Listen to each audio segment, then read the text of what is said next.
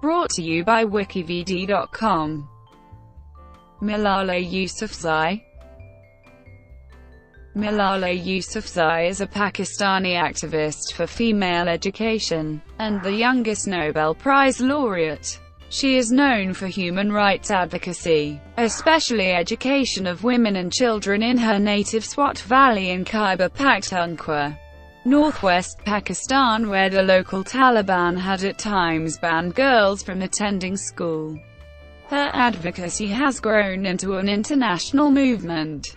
Yousafzai was born in Mingora, Khyber Pakhtunkhwa, Pakistan. Her family came to run a chain of schools in the region.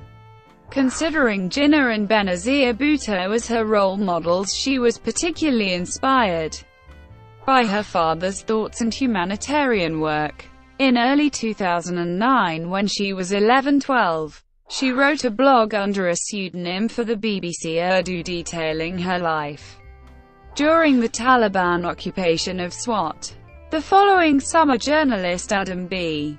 Ellick made a New York Times documentary about her life as the Pakistani military intervened in the region. She rose in prominence, giving interviews in print and on television, and she was nominated for the International Children's Peace Prize by activist Desmond Tutu. Yousafzai was injured on 9 October 2012 by a Taliban gunman when he attempted to murder her.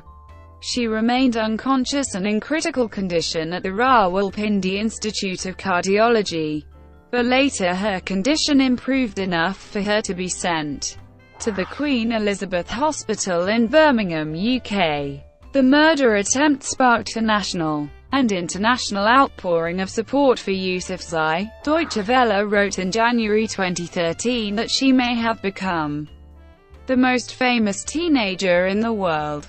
Weeks after her murder attempt, a group of 50 leading Muslim clerics in Pakistan issued a fatwa against those who tried to kill her. Since recovering, Yousafzai became a prominent education activist.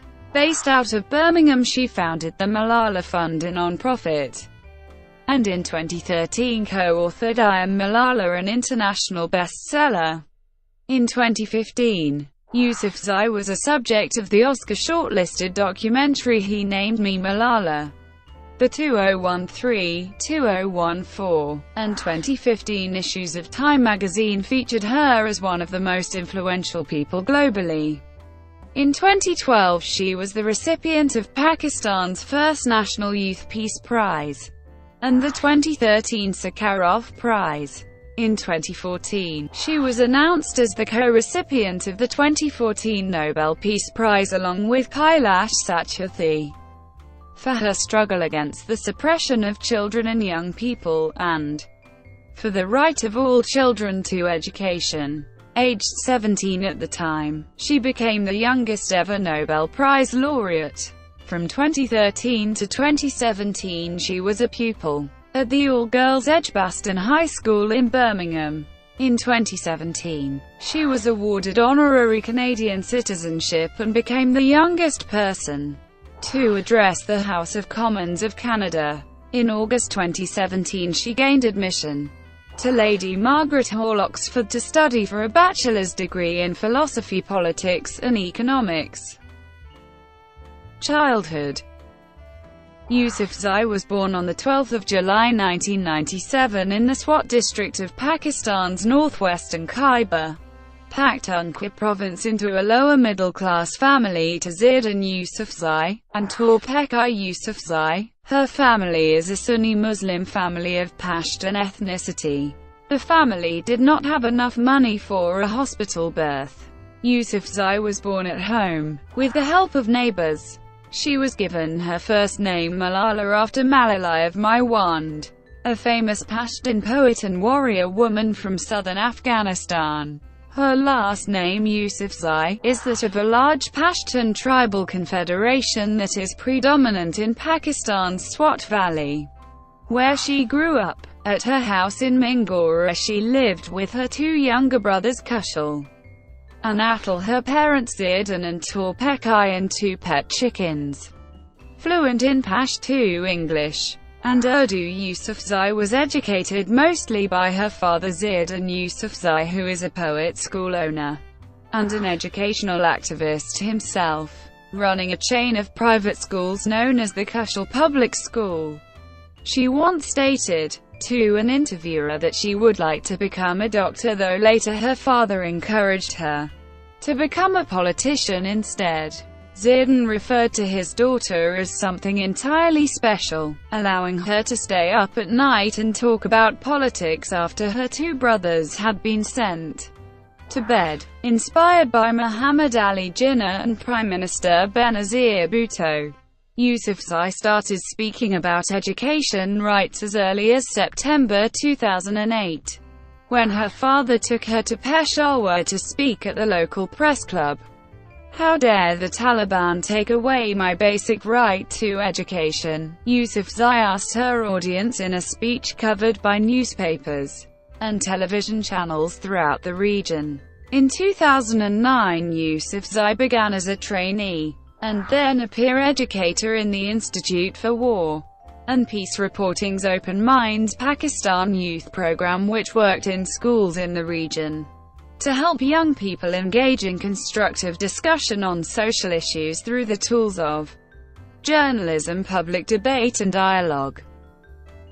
As a BBC blogger, in late 2008, Amir Ahmed Khan of the BBC Urdu website and his colleagues came up with a novel way of covering the Taliban's growing influence in Swat. They decided to ask a schoolgirl to blog anonymously about her life there. Their correspondent in Peshawar, Abdul Hai Kaka, had been in touch with a local school teacher, Jinnah Yousafzai, but could not find any students willing to do so as it was considered too dangerous by their families. Finally, Yousafzai suggested his own daughter, 11-year-old Malala. At the time, Taliban militants led by Maulana Fazlullah were taking over the Swat Valley, banning television, music, girls' education and women from going shopping. Bodies of beheaded policemen were being displayed in town squares. At first, a girl named Aisha, from her father's school, agreed to write a diary, but then the girl's parents stopped her from doing it because they feared Taliban reprisals.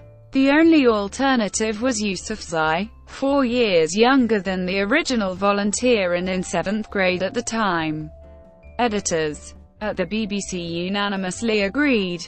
"We had been covering the violence and politics in Swat in detail, but we didn't know much about how ordinary people lived under the Taliban," Mirza Wahid, the former editor of BBC Urdu, said. Because they were concerned about Yousafzai's safety, BBC editors insisted that she use a pseudonym. Her blog was published under the byline Gul Makai, a name taken from a character in a Pashtun folktale. On the 3rd of January 2009, Yousafzai's first entry was posted to the BBC Urdu blog. She would handwrite notes, and then pass them on to a reporter who would scan and email them. The blog records Yousafzai's thoughts during the First Battle of Swat. As military operations take place, fewer girls show up to school, and finally her school shuts down. In Mingora, the Taliban had set an edict that no girls could attend school after the 15th of January 2009. The group had already blown up more than 100 girls' schools.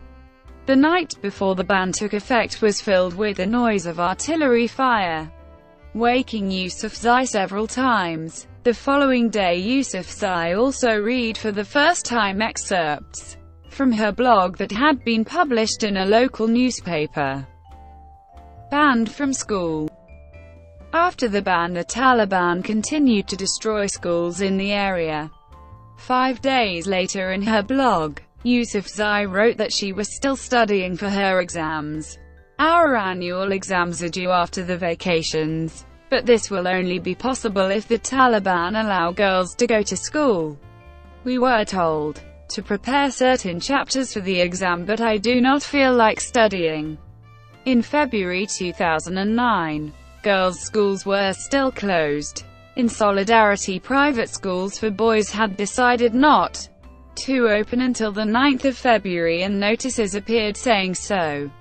On the 7th of February, Yousafzai and her brother returned to their hometown of Mingora, where the streets were deserted, and there was an eerie silence. "We went to the supermarket to buy a gift for our mother, but it was closed, whereas earlier it used to remain open till late. Many other shops were also closed," she wrote in her blog. Their home had been robbed, and their television was stolen. After boys' schools reopened, the Taliban lifted restrictions on girls' primary education where there was co-education. Girls-only schools were still closed. Yousafzai wrote that only 70 pupils attended, out of 700 pupils who were enrolled.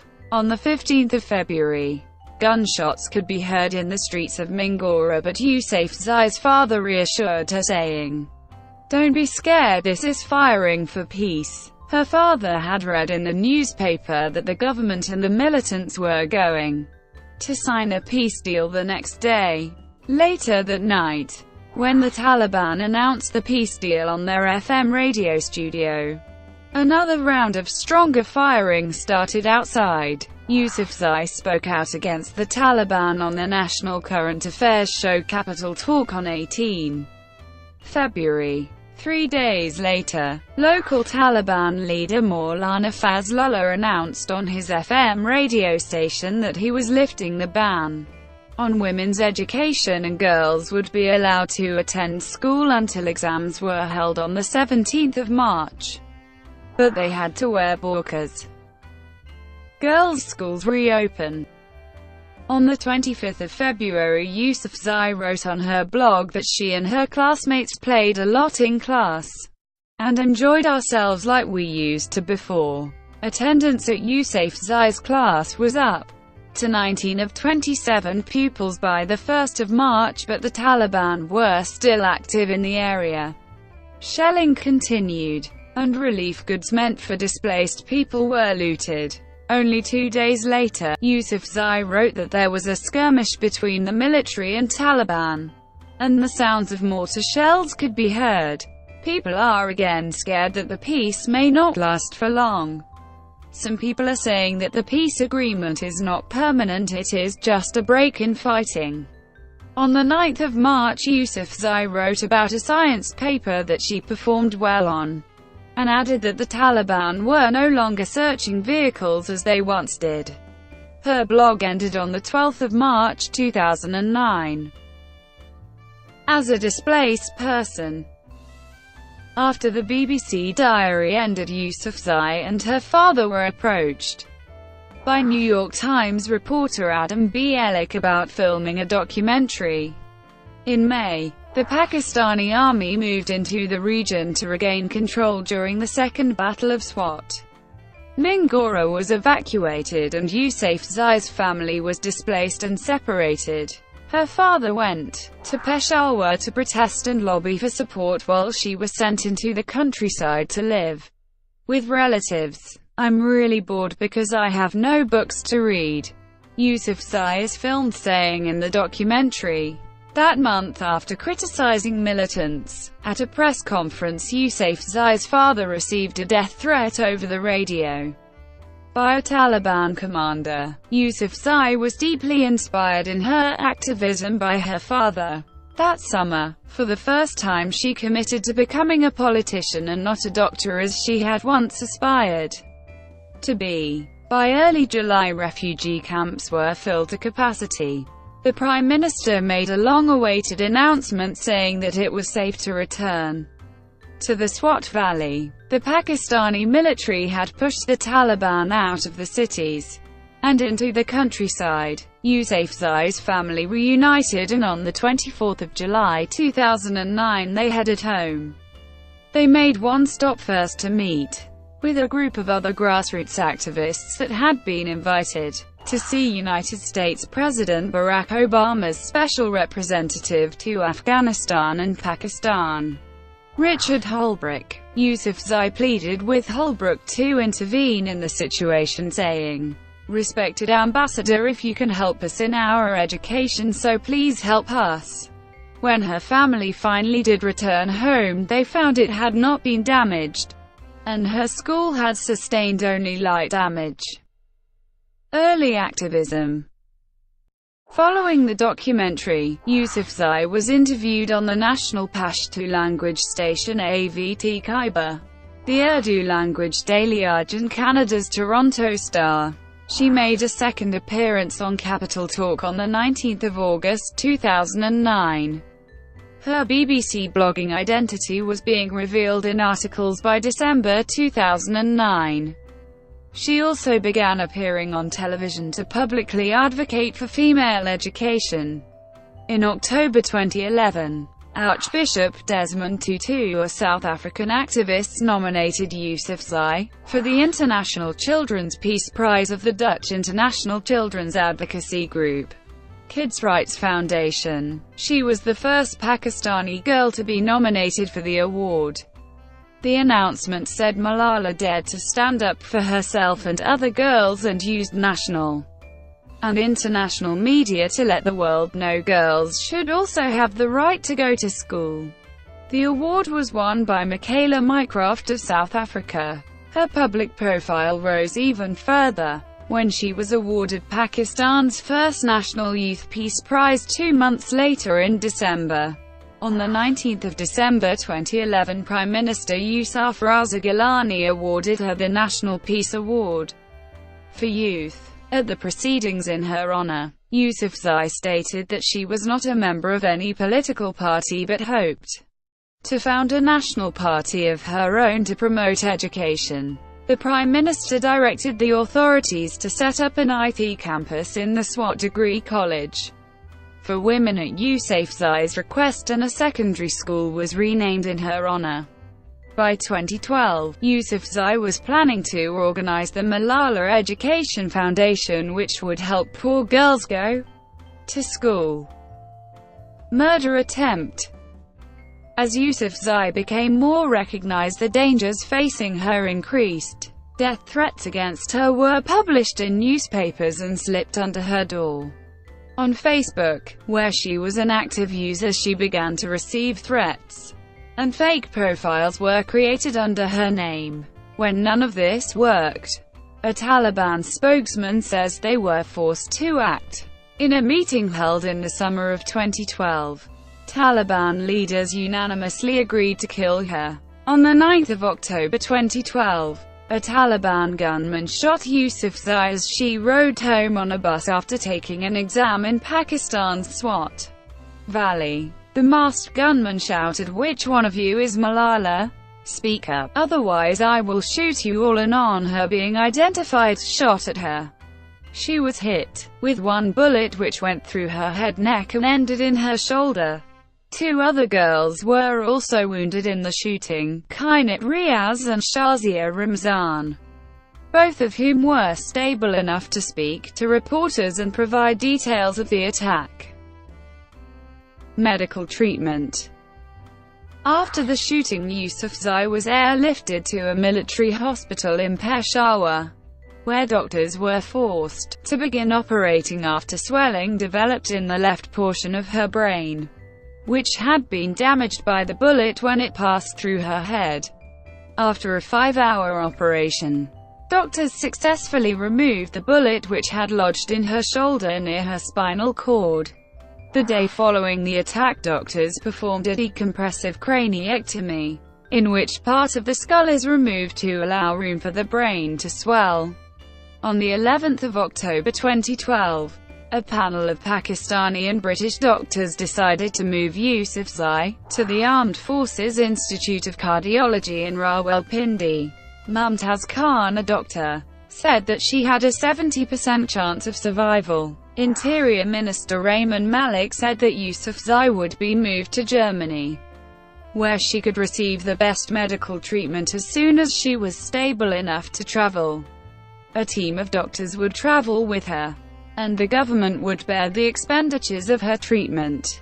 Doctors reduced Yousafzai's sedation on the 13th of October and she moved all 4 limbs. Offers. to treat Yousafzai came from around the world. On the 15th of October, Yousafzai traveled to the United Kingdom for further treatment approved by both her doctors and family. Her plane landed in Birmingham, England, where she was treated at the Queen Elizabeth Hospital. One of the specialties of this hospital being the treatment of military personnel injured in conflict. According to the UK government, the Pakistani government is paying all transport, migration, medical accommodation and subsistence costs for Malala and her party.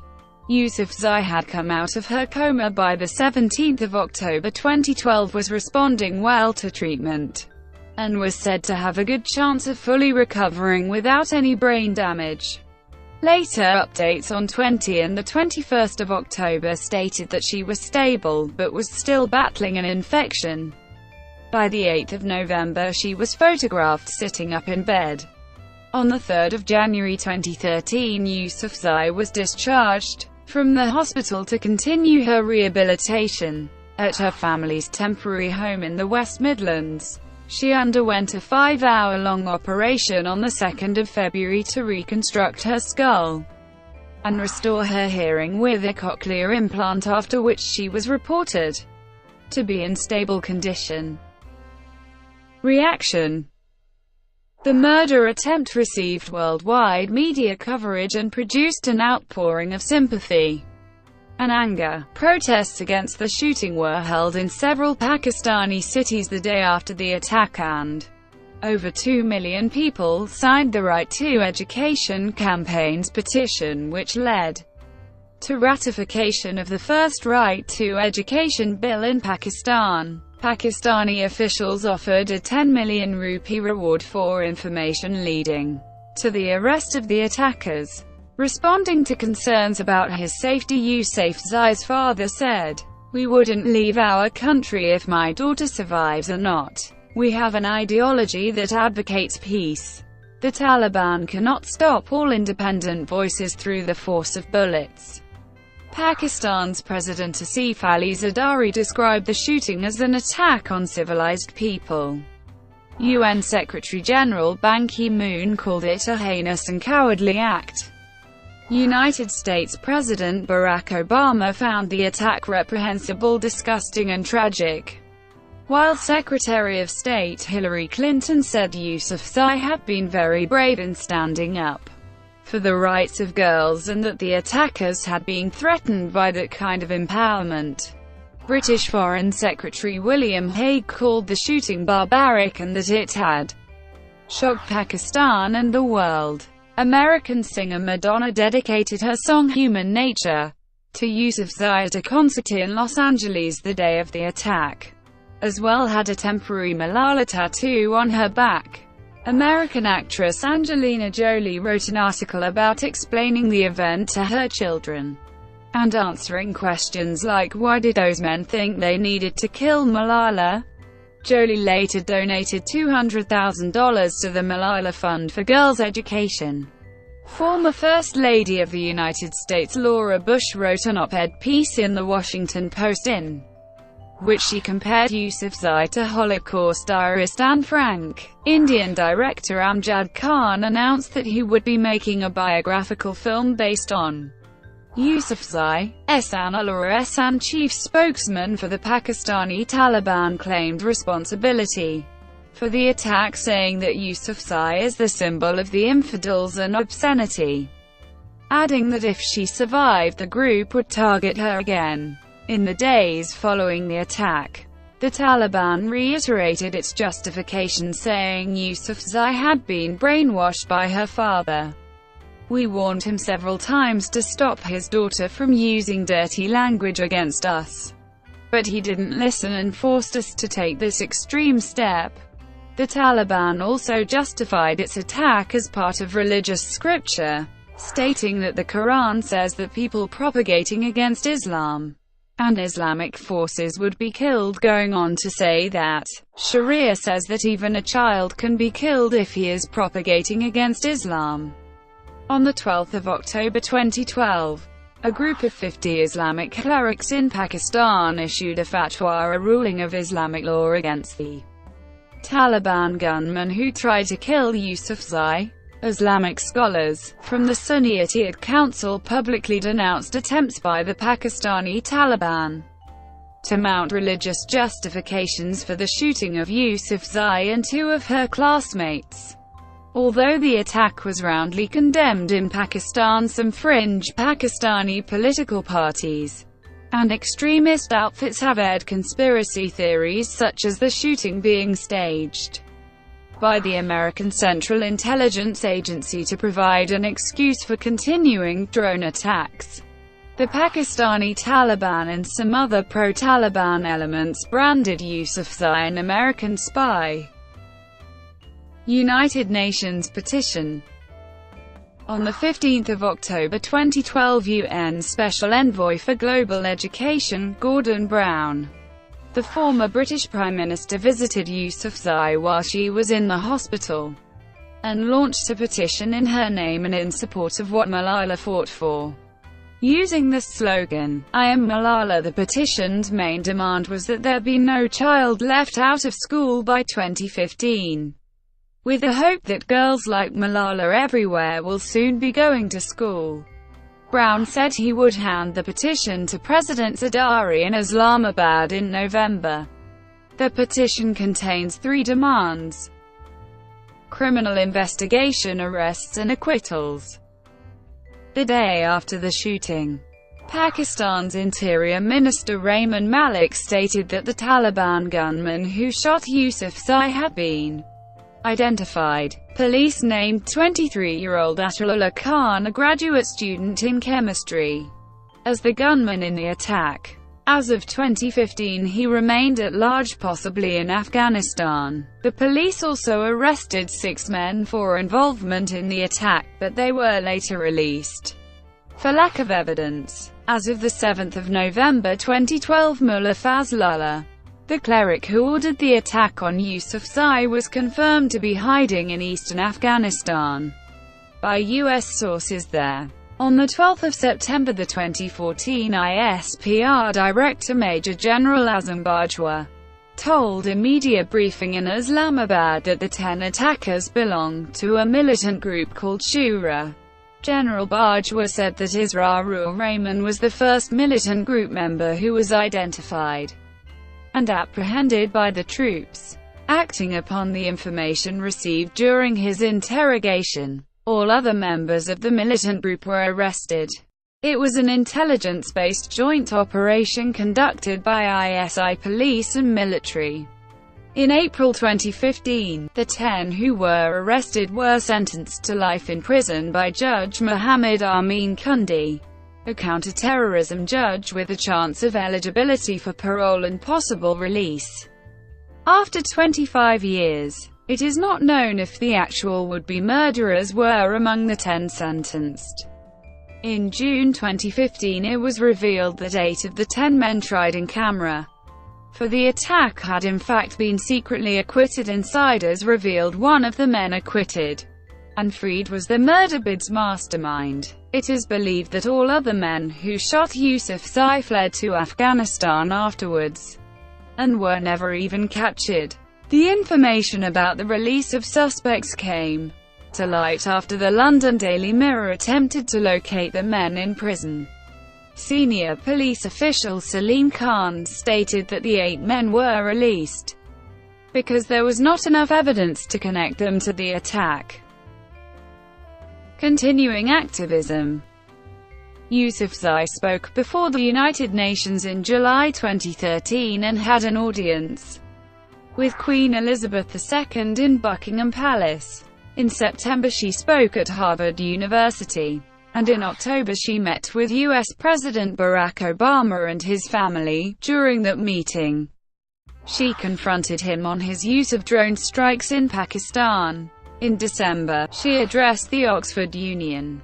In July 2014, Yousafzai spoke at the Girl Summit in London, advocating for rights for girls. In October 2014, after receiving the World Children's Prize for the Rights of the Child in Mariefred, Sweden, she announced donating $50,000 through the UNRWA to help rebuild 65 schools in Gaza. representation. Former British Prime Minister Gordon Brown arranged for Yousafzai's appearance before the United Nations in July 2013. Brown also requested that McKinsey consultant Shiza Shahid, a friend of the Yousafzai family, chair Yousafzai's charity fund, which had gained the support of Angelina Jolie. Google's vice president Megan Smith also sits on the fund's board. In November 2012, the consulting firm Edelman began work for Yousafzai on a pro bono basis, which, according to the firm, involves providing a press office function for Malala. The office employs 5 people and is headed by speechwriter Jamie Lundy. McKinsey also continues to provide assistance to Yousafzai. Malala Day. On 12 July 2013, Yousafzai's 16th birthday, she spoke at the UN to call for worldwide access to education. The UN dubbed the event Malala Day. Yousafzai wore one of Benazir Bhutto's shawls to the UN. It was her first public speech since the attack, leading the first ever youth takeover of the UN with an audience of over 500 young education advocates from around the world. Yousafzai received several standing ovations. Ban Ki-moon, who also spoke at the session, described her as our hero. Yousafzai also presented the chamber with the Education We Want, a youth resolution of education demands written by Youth for Youth in a process coordinated by the UN Global Education First Youth Advocacy Group. Telling her audience, the Pakistani government did not comment on Yousafzai's UN appearance, amid a backlash against her in Pakistan's press and social media. Nobel Peace Prize. On 10 October 2014, Yousafzai was announced as the co-recipient of the 2014 Nobel Peace Prize for her struggle against the suppression of children and young people, and for the right of all children to education. Having received the prize at the age of 17, Yousafzai is the youngest Nobel laureate. Yousafzai shared the prize with Kailash Satyarthi, a children's rights activist from India. She is the second Pakistani to receive a Nobel Prize after 1979 physics laureate Abdus Salam. After she was awarded the Nobel Peace Prize, there was praise, but also some disapproval of the decision to award it to her. A Norwegian jurist, Fredrik Heffermel, commented on being awarded the Nobel Prize, "This is not for fine people who have done nice things and are glad to receive it. All of that is irrelevant. What Nobel wanted was a prize that promoted global disarmament." A young Mexican man interrupted Yousafzai's Nobel Peace Prize award ceremony in protest for the 2014 Iguala mass kidnapping in Mexico, but was quickly taken away by security personnel. Yousafzai later sympathized and acknowledged that problems are faced by young people all over the world, saying there are problems in Mexico, there are problems even in America, even here in Norway, and it is really important that children raise their voices. School for Syrian refugee girls. On 12 July 2015, her 18th birthday, Yousafzai opened a school in the Khyber Valley, Lebanon, near the Syrian border for Syrian refugees. The school, funded by the not-for-profit Malala Fund, offers education and training to girls aged 14 to 18 years. Yousafzai called on world leaders to invest in books, not bullets.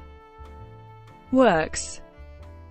Yousafzai's memoir I Am Malala, the story of the girl who stood up for education and was shot by the Taliban, co-written with British journalist Christina Lamb, was published in October 2013 by Little Brown and Company in the US and by Weidenfeld. For The Guardian, called the book fearless and stated that the haters and conspiracy theorists would do well to read this book, though she criticized the stiff, know-it-all voice of a foreign correspondent that is interwoven with Yousafzai's A reviewer for The Washington Post called the book riveting and wrote that it is difficult to imagine a chronicle of a war more moving apart from perhaps the Diary of Anne Frank.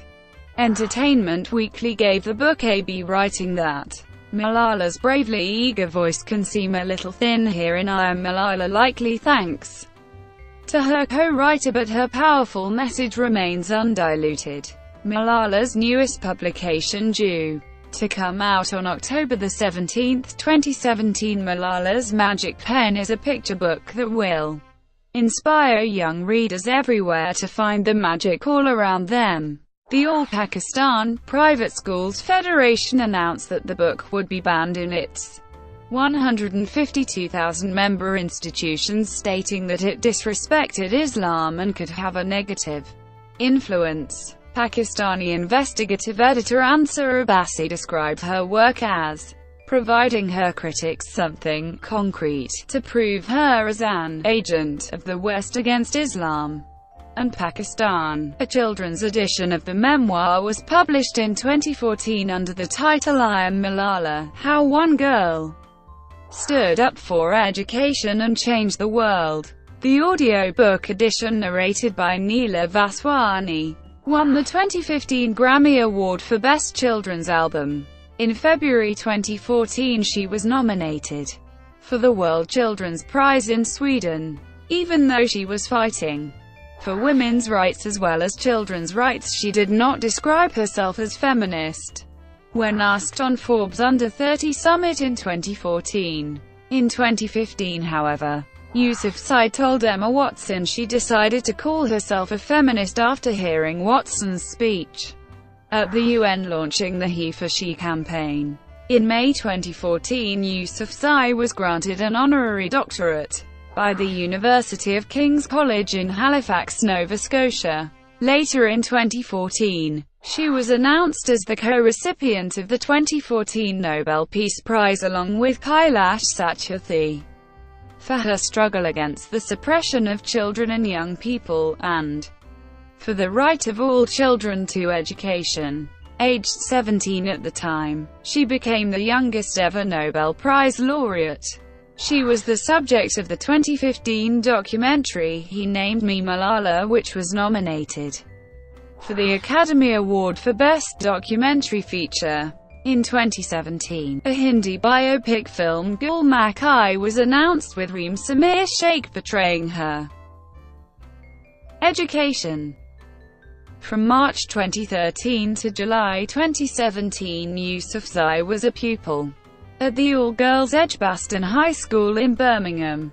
In August 2017 she was accepted at Lady Margaret Hall, University of Oxford, where she is studying philosophy, politics, and economics.